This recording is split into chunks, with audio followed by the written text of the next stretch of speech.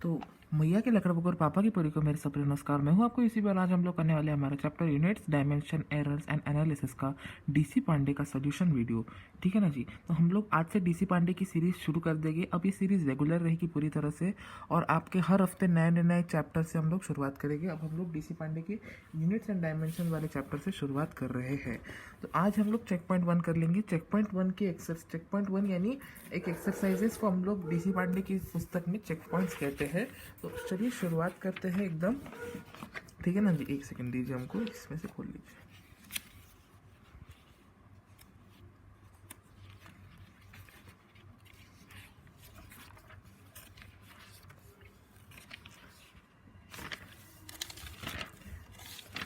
आगे आने वाले हफ्तों में हम लोग सारे डीसी पांडे के और सारे एक्सरसाइजेज भी कर लेंगे। ठीक है ना जी, नॉट टू टेकन वरी। ठीक है ना जी, चलिए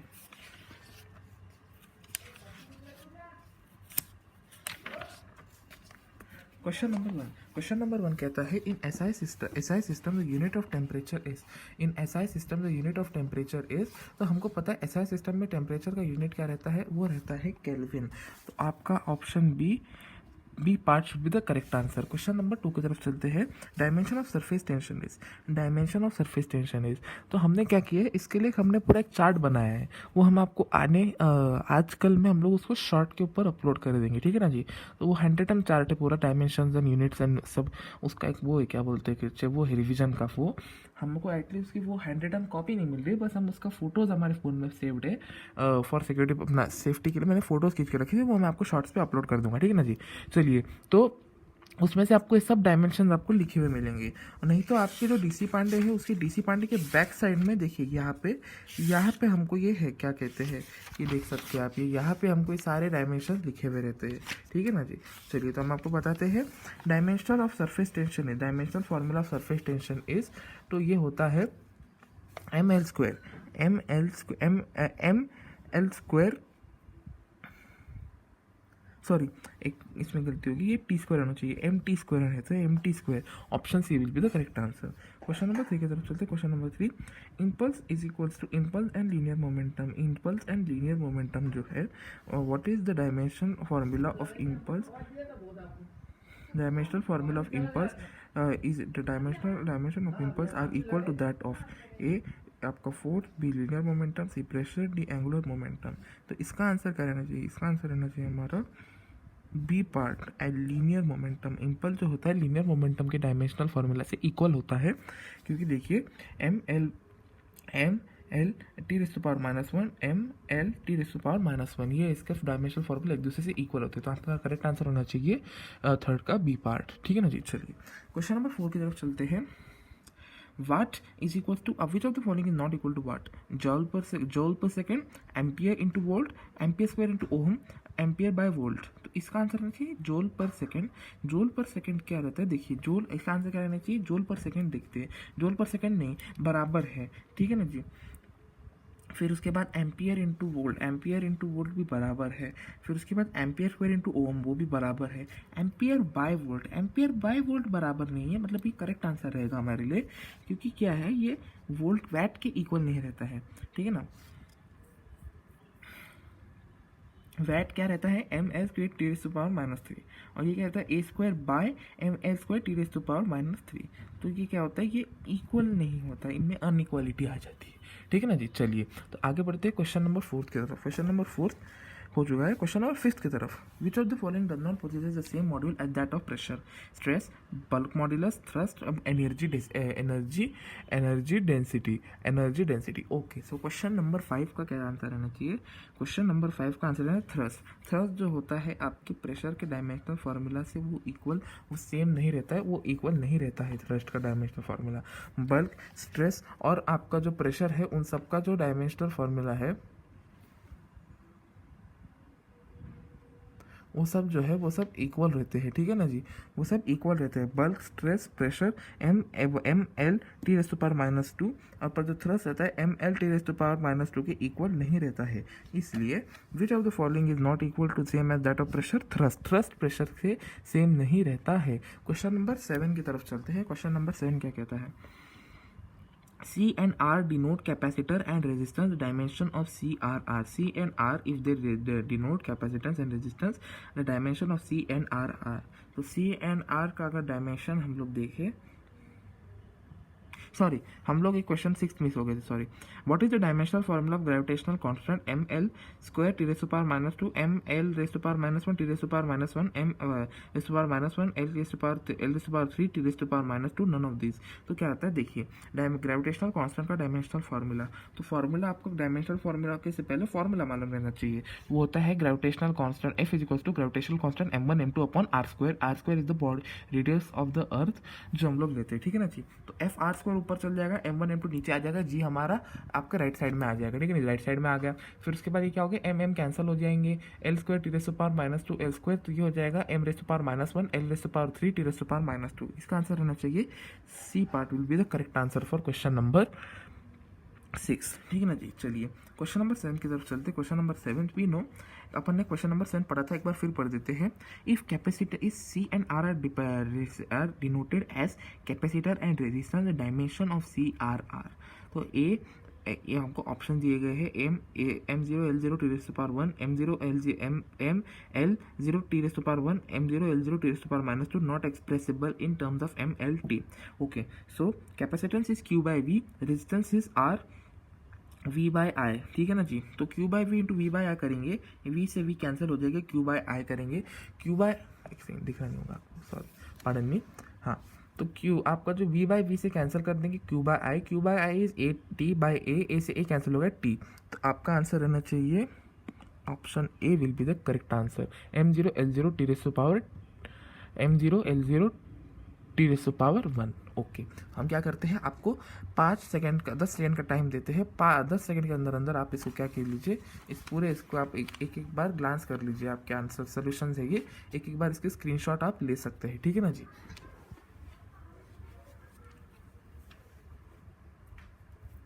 क्वेश्चन नंबर 8 देखते हैं. which one of the following does not have the same dimension, pardon, which one of the following have the same dimension, torque and force, potential energy and force, torque and potential energy, Planck's constant and linear momentum. क्या पूछ रहा है, torque and force, potential energy and force, torque and potential energy, Planck's constant and linear momentum. Okay, so ये हमको ये पूछ रहा है, तो इसका कैसा रहना चाहिए दिखाते हैं हम आपको. चलिए, तो टॉर्क इसका आंसर रहना चाहिए C part. Torque and potential energy के डायमेंशनल फॉर्मूलाज का सेम वो रहना चाहिए, क्योंकि देखिए ये देखिए आपका जो टॉर्क रहता है वो होता है M L square T raise to power minus 2 और M L square T raise to power minus 2. इन दोनों के जो डायमेंशनल फॉर्मूला रहते हैं वो सेम रहते हैं, ठीक है ना.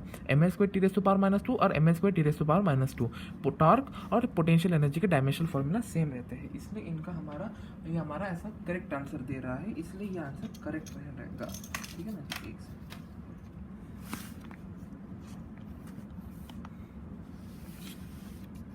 ठीक है, चलिए आगे बढ़ते हैं. एक सेकंड,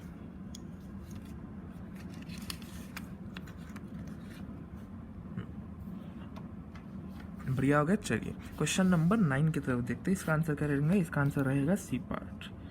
क्वेश्चन नंबर 9 की तरफ देखते हैं. Which of the following have the dimensional constant, which of the following is the dimensional constant, Poisson's ratio, refractive index, relative density and gravitational constant. Gravitational constant is dimensional constant, ratio है, देखिए ये ratio है. Refractive index हर material के लिए बदलता है. Density, relative यानी किसी के रिलेशन में रहती है. पर ग्रेविटेशनल कांस्टेंट, ग्रेविटी का कांस्टेंट 10, वो जो 10 रहता है ना, 9.8 के 10 जो हम लोग लेते हैं वो. तो ये डी पार्ट आपका करेक्ट आंसर रहना चाहिए. क्वेश्चन नंबर 10 की तरफ चलते हैं. क्वेश्चन नंबर 10 कहता है the force of on a sphere of radius on a moving medium velocity v is given by f 6 theta by a. फिर इसके A V, the dimension of epsilon naught r, dimension of epsilon naught, ठीक है ना जी. Dimension of epsilon naught पूछा गया है, 6 by epsilon naught A by V, A V dimension of epsilon naught पूछा गया है. इसको कैलकुलेट करके दिखाते हैं हम. करना क्या है, बहुत ईजी है. बच्चे क्या होता है, हबला जाते हैं ये क्वेश्चंस को देख देख के, ठीक है ना जी. मुश्किल लगता है एपिल्सन नॉट, सिग्मा, ये सब वैल्यूज़ को देख देख के उनको लगता है ये हमसे नहीं होगा, पर आप इसको बहुत बहुत आसानी से कर सकते हैं, ठीक है ना जी. देखिए F is equal to 6 by epsilon naught A V. तो 6 जो एफ रहता है, एफ बाय एफ सब है, एप्सिलॉन नॉट छोड़ के सब उधर ला लीजिए, 6 पाई ए वी नीचे आ जाएगा। ए वी आपका क्या है, क्या कहते हैं, वी आपकी वेलोसिटी है, ए आपका एक्सेलरेशन है, 6 पाई आपका कोई डायमेंशन नहीं रहेगा, और आपका डायमेंशन एक्सेलरेशन के डायमेंशन से नीचे एक्सेलरेशन कट हो जाएगा, तो आपका M T raise to power -1 और एक एल बच जाएगा यहाँ पे, ठीक है ना जी, ये एक एल बच जाएगा, ठीक है ना। तो ये m1 L T raise to power -1 T raise to power -1। D part आपका करेक्ट आंसर रहना चाहिए 10th वाले के लिए, डी पार्ट आपका करेक्ट आंसर रहना चाहिए। चलिए क्वेश्चन नंबर 11 की तरफ बढ़ते हैं। क्वेश्चन नंबर 11 क्या कहता है, the density of a liquid in CGS system is 0.625 gram centimetre cube. What is the magnitude it's in the SI system? तो हमको CGS से SI सिस्टम में कन्वर्जन करना है। कन्वर्जन करने के टाइम पे हमको बहुत ऐसा दिमाग से करना पड़ता है, ठीक है ना जी। चलिए तो इसमें क्या करिए, देखिए CGS सिस्टम में देखते हैं उसकी वैल्यू, उसका क्या है देखते हैं। चलिए इसको क्या कीजिए, इसको लीजिए N1V1 और इसको लीजिए 2V2, ठीक है ना जी। क्या लीजिए N1V1 और इसको लीजिए N2V2। CGS की इसमें N1V1 लीजिए, इसमें N2V2 लीजिए। N1 और आपका जो डायमेंशन रहेगा उसका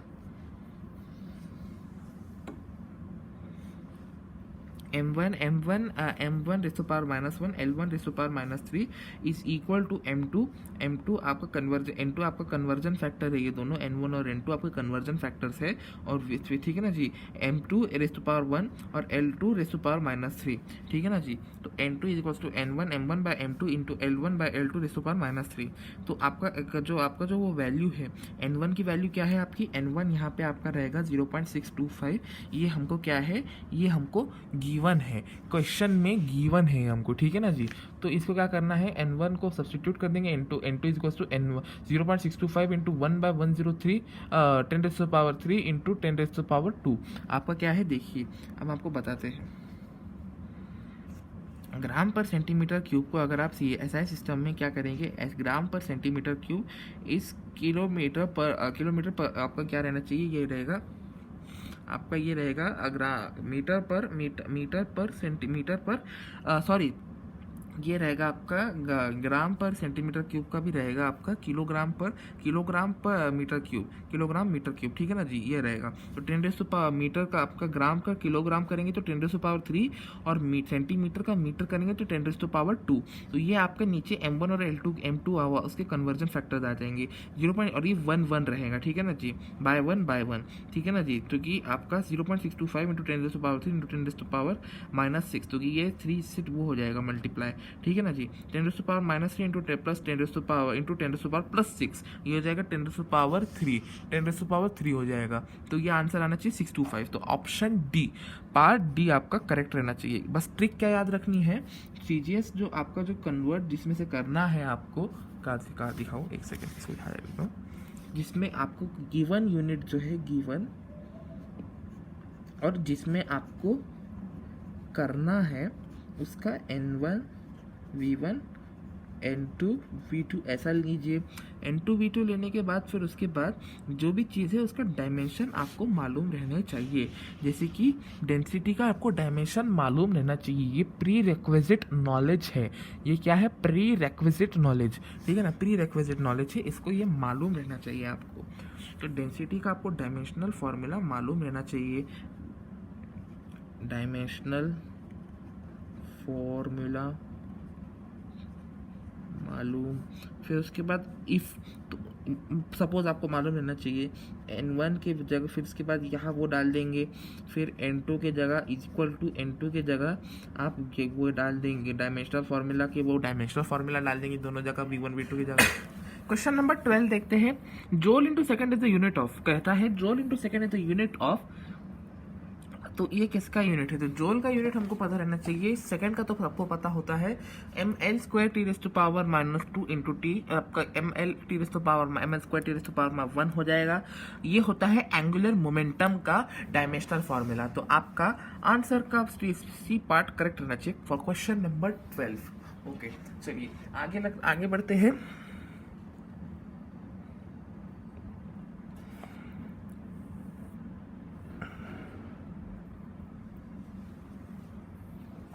ml t raised to power ml square t raised to power minus 3 a raised to power minus 1 is the dimensional formula of ml square t raised to power minus 3 ml square t raised to power minus 3 raised to power minus 1 किसका dimensional formula है पूछता है हमको question, ठीक है ना जी। तो इसके किसका फॉर्मूला है 13th का, ये होता है पोटेंशियल डिफरेंस का फॉर्मूला। इसके लिए आपको वो चार्ट जो हमने बना के दिया वो शॉर्ट पे भी डाल देंगे और उसको एक बार वन शॉट में हम लोग उसका एक उसके लिए हमारे पास एक अलग चीज़ है, वो हम उसके लिए सोचने में हम उसको कर देंगे आप आने वाले दिनों में, ठीक है ना जी। The dimensional representation of specific resistance in terms of charge q is ml cube t raised to power minus 1 q raised to power minus 2 ml square t raised to power minus 2 q raised to power 2 ml t raised to power minus 2 q raised to power minus 1 ml square t raised to power minus 2 q raised to power minus 1.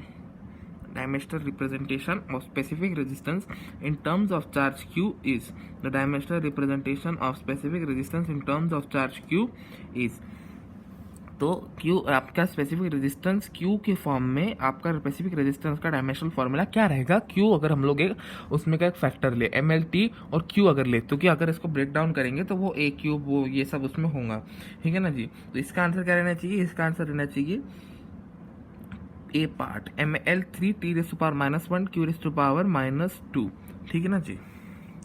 Dimensional formula of Planck's constant and angular momentum is, angular momentum का हमने अभी 2 minute पहले ही देखा था, joule into second is angular momentum का Planck's constant हमने देखा था, वो क्या है m raise to power 1 l raise to power 2 t raise to power minus 1। तो कहा है m raise to power 1 t raise to power 2 l raise to power 2 and t raise to power minus 1 कहाँ पे है, ये होता है हमारा ऑप्शन बी के अंदर, ठीक है। बहुत आसानी से हम लोग कह सकते हैं, ठीक है ना जी। बहुत बार पेपर के अंदर भी क्या होता है, एक क्वेश्चन ऐसा आता है जिसका दूसरे कोई क्वेश्चन से रिलेशन है और उसका आंसर अगर हमको एक का नहीं मालूम तो उस दूसरे में से निकाल सकते हैं। बहुत ही बार होता है पेपर्स में specially MCQ type of question में, ठीक है ना जी। बायोलॉजी, फिजिक्स, केम, इनके एमसीक्यूज में बहुत बार होता है। अगर आपको एक चीज़ गिवन मालूम है तो आप उसको दूसरी लिंकअप करके दूसरे क्वेश्चन में भी आप उसका इस्तेमाल कर सकते हो, ठीक है ना जी। चलिए आगे बढ़ते हैं हम लोग क्वेश्चन नंबर 16 की तरफ। क्वेश्चन नंबर 16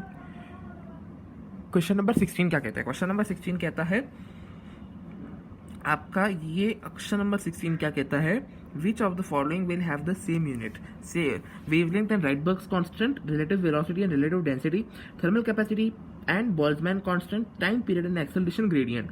तो इसमें से आपने एक बात याद रखनी है, ये बहुत बार क्या होता है, इन सब ये फॉर्मूलेज आपको 12th में आपको आएंगे, Rydberg's constant, Boltzmann constant, thermal capacity, wavelength, acceleration gradient वगैरह वगैरह सब आपको 12th का काम है। इसमें इसको कोई क्वेश्चन ऐसा आप इसका कोई वो नहीं वर्किंग नहीं रहेगी, इसको सिर्फ आप फैक्चुअली याद रखिए। रिलेटिव वेलोसिटी और रिलेटिव डेंसिटी का जो फॉर्मूला रहता है वो dimensional formula, not the formula, pardon me, dimensional formula same रहता है, इसलिए 16 का part B will be the correct answer. Which one of the following is not a dimensionless quantity? Planck's constant, dielectric constant, solid angle, strain. Which one of the following is not the dimensionless quantity पूछा जा रहा है हमसे। तो Planck's constant, dielectric constant, solid angle and strain. Which of the following is not a dimensional quantity? Constant है दो, strain और solid angle। तो क्वेश्चन नंबर 17 में क्या होता है, देखिए dimensional Planck's constant, dielectric constant, strain और solid angle, ये जो है डायमेंशनल क्वांटिटी नहीं है। डायलेक्ट्रिक कांस्टेंट जो है वो एक डायमेंशन लेस क्वांटिटी है, strain dielectric dimensionless quantity है, solid angle dimensionless quantity है, पर प्लैंक्स कांस्टेंट नहीं है आपको, ठीक है ना। गिवन दैट क्वेश्चन नंबर 18 कहता है, given that y is equals to a cos theta t by qx where t represent time in for following statement is true, ठीक है ना जी। t by p minus cube x where t represent the time in following statement, t represent the time in, और उसके लिए represent का following statement कौन सा true रहेगा। तो इसमें क्या करना है, देखिए इसको एक्सप्लेन करते हैं हम आपको क्वेश्चन नंबर 18 में। In y a cos theta t p raise to t by p minus Q X, जो आपका जो p जो है वो टाइम के यूनिट से सेम है, क्योंकि देखिए यूनिट्स एंड डायमेंशन का एक रूल है, अगर आप कोई भी ऑपरेशन ब्रैकेट के अंदर फ्रैक्शन का जैसे a बाई b के फॉर्म में कर रहे हैं तो जो राइट साइड में रहेगा, अगर आपको किसी में इनमें ऑपरेशन करना है, ये समझिए, मैं इसको एक्सप्लेन कैसा करूँ आपको, एक सेकेंड, ये देखिए समझिए, a by B plus e by F और ये है x का कुछ अलग डायमेंशनल फॉर्मूला है, a का अलग है, b का अलग है, e का अलग है और f का अलग है, पर a बाई बी का जो है वो पूरा डायमेंशनल फॉर्मूला x के डायमेंशनल फॉर्मूले से इक्वल रहना चाहिए, तो ही जाके आप एडिशन सब्ट्रैक्शन का ऑपरेशन कर सकते हैं। तो इस हिसाब से जो आपका और आपका t का जो फॉर्मूला है वो एक, और आपका जो ये जो फॉर्मूला है t बाई पी, वो एक दूसरे से भी डायमेंशनल फॉर्मूला इक्वल रहना चाहिए। इसलिए unit of time, that is the unit of time, unit of p is same as that of t। ये डी वाला आंसर इसका करेक्ट रहेगा। चलिए आगे बढ़ते क्वेश्चन नंबर 20 की तरफ।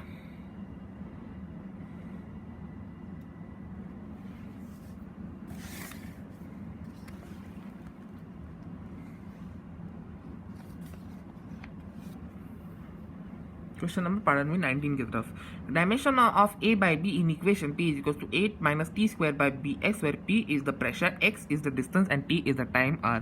Dimensional formula of a by b पूछा जा रहा है, where p is pressure, x is distance and t is time, तो t r टाइम। तो इसमें क्या होता है देखिए, क्या होता है देखिए, इसमें ये आपका ये जो रहता है क्या कहते हैं, आपने ये p आपका जो बी एक्स है, ये px यहाँ आ जाएगा, ठीक है ना जी। ये bx जो है ये यहाँ आ जाएगा, ये हो जाएगा P B X is equals to A T, ये माइनस रहेगा पार्ट, हाँ ठीक है ना जी, A T raise minus two, A is equals to T raise to power, ये हमको, हम लोग अगर जीरो से इस वाले पार्ट को जीरो से इक्वेट करेंगे तो ये हमको ऐसा आएगा, इस वाले पार्ट को अगर जीरो से इक्वेट करेंगे तो, ठीक है ना जी। तो हमने क्या करना है फिर आगे क्या करेंगे, जो b को जो है ये सब इसको नीचे ला लेंगे, b is equals to b को इक्वेट करेंगे, ये सब नीचे आ जाएगा, T square is equals to P X, ठीक है ना जी, P square is equals to T X. तो ये एल लेंथ रहेगा, ये रहेगा M L raise to power minus 1 T raise to power minus 2, ये कट एक दूसरे से कट हो जाएंगे, ये हो जाएगा m रेस टू पावर, नहीं एक सेकेंड, कैलकुलेटिव मिस्टेक्स, ये T square m l raise to power minus 1 T raise to power minus 2, और ये l raise to power plus 1 रहेगा, ये एक दूसरे से ये कैंसिल हो जाएंगे, ठीक है ना। फिर उसके बाद क्या होगा, ये ऊपर चला जाएगा, ठीक है ना जी, ये ऊपर चला जाएगा, और ये क्या हो जाएगा, m T raise to power minus 2 हो जाएगा। तो ये a बाय बी का, ये b का a 2 रेस टू पावर 4 हो जाएगा, ठीक है ना। ये क्या होगा, ये b का होगा। आगे अगर देखेंगे हम लोग, a से अगर हम लोग करेंगे, a हमको पता है टी स्क्वायर है, a is equals to T square, ये हमने पहले यहाँ पे प्रूव किया था a is equals to T square को। तो हम लोग क्या करेंगे, a बाई बी अगर हम लोग करेंगे तो m T raise to power 4 और टी स्क्वायर से ये एक दूसरे से कैंसिल होकर T raise to power minus 2 हो जाएंगे, ठीक है ना जी। ये m नीचे आ जाएगा तो ये माइनस में रहेगा, ऊपर आएगा प्लस में आ जाएगा, m T raise to power minus 2। इस प्रकार से इसका ये आंसर आता है। तो आपका option B part should be the correct answer for this question. B part should be the correct answer for question number 19। Question number 19, question number 20 की तरफ चलते हैं। y is equals to a sin theta, y is equals to a sin theta, एक ये x by v minus k, where the angular velocity v is the linear velocity, the dimension of k will be। तो क्या है देखिए, ए sine theta, इसका कोई मतलब नहीं है, इसका कोई मतलब नहीं है। हम लोग डायरेक्टली इस पे काम करेंगे। x ये क्या होगा, x रहेगा हमारा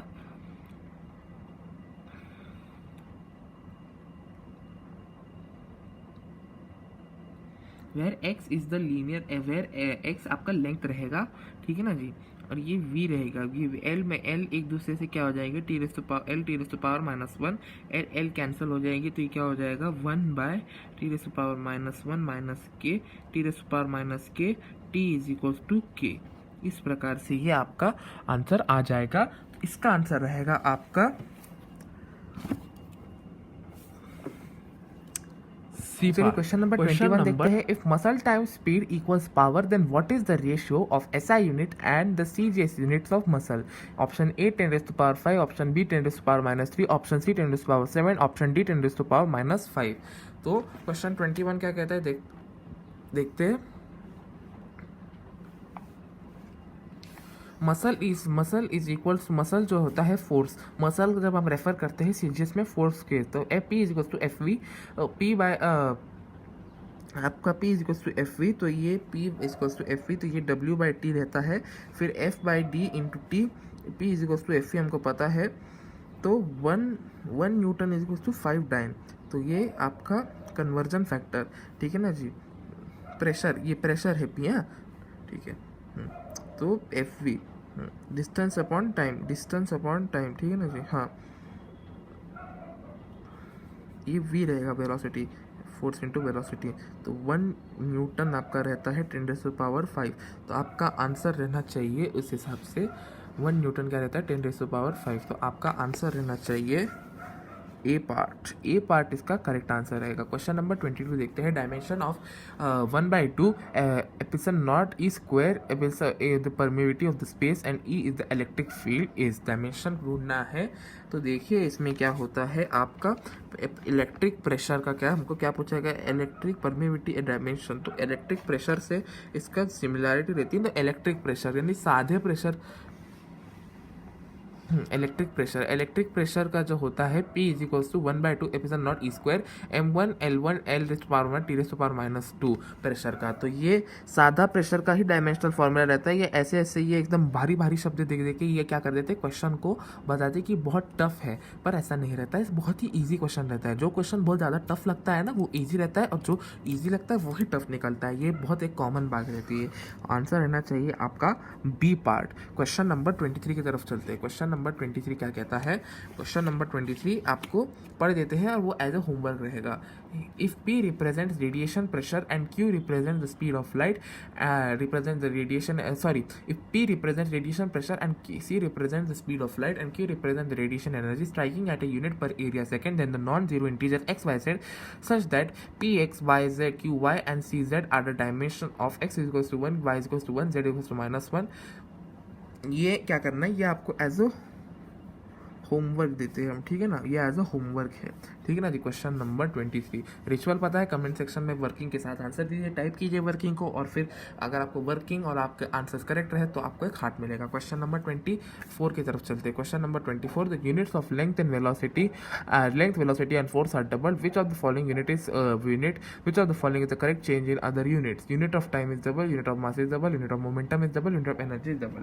कहते हैं कि अगर लेंथ, वेलोसिटी और फोर्स की यूनिट्स को डबल कर दिया जाए तो क्या डबल होगा, यूनिट ऑफ मोमेंटम डबल होगा, ठीक है ना जी। सी पार्ट इसका करेक्ट रहना चाहिए, तो कि मास, टाइम और एनर्जी से कोई नाता नहीं रहेगा।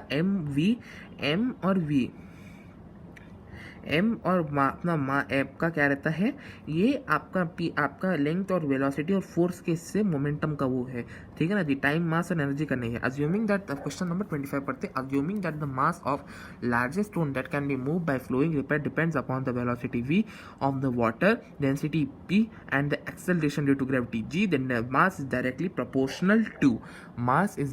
प्रोपोर्शनल टू पूछा गया है, ठीक है ना जी। तो मास जो है v के 6 से डायरेक्टली प्रोपोर्शनल रहेगा, ठीक है ना जी। ये ठीक है, तो आप ऐसा करके हमने चेक पॉइंट 1 कंप्लीट कर लिया है। आई होप आपको आज का वीडियो पसंद आया होगा, ठीक है ना जी। आपने किसी को आपके सोल्यूशंस को सॉल्व किया होगा, डाउट्स क्लियर हुए होंगे और आपको कॉन्सेप्ट भी क्लियर हुए होंगे, ठीक है ना जी। चलिए अगले इसमें वीडियो में मिलेंगे हम लोग for with the check point 2 के इसमें, ठीक है ना जी। चलिए तो चलिए अगर आपको कोई भी डाउट्स रहे तो प्लीज़ कमेंट सेक्शन में पूछिए। Okay, so thank you very much for watching daily dose of physics. I hope आपको आज का वीडियो अच्छा लगा होगा। Stay home, stay safe, stay happy and keep learning from daily dose of physics. Thank you very much.